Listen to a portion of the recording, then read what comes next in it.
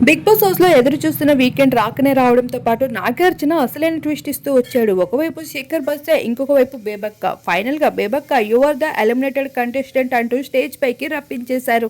ఇక బేబక్క స్టేజ్ పైకి అడుగుపెట్టాక ఒక్కొక్క హౌస్‌మేట్ కోసం మాట్లాడుతూ తను ఒక బంపర్ ఆఫర్ ఇవ్వడమే కాదు పనిష్మెంట్‌ని కూడా అందించేసింది హౌస్‌మేట్‌లో ఒకరికి.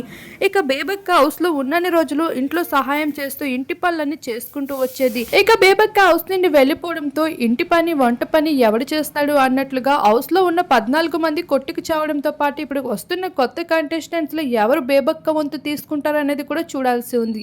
ఇక వంట పనులు చేసిన వాళ్ళంతా ఉన్నన్ని రోజులు వంటలు చేసుకుంటూ ఆఖరికి ఇంటి నుండి వెళ్ళిపోవడమే గతవుతూ కనిపిస్తుంది. పాజిటివ్‌గా ఉంటూ ఎక్కువగా ఎనర్జీ లేకపోయిన బేబక్క ఆఖరికి అదే రీజన్ వల్ల హౌస్ నుండి వెళ్ళిపోవడం అనేది తనకు ఒక సాడ్ విషయం అని చెప్పుకోవచ్చు. మరి బేబక్క ఎలిమినేషన్ పై మీ అభిప్రాయం ఏంటి అనేది తప్పకుండా కామెంట్ చేయండి. మరిన్ని ఇంట్రెస్టింగ్ వీడియోస్ కోసం మా ఛానల్‌ని ఇలానే ఫాలో అవుతూ ఉండండి.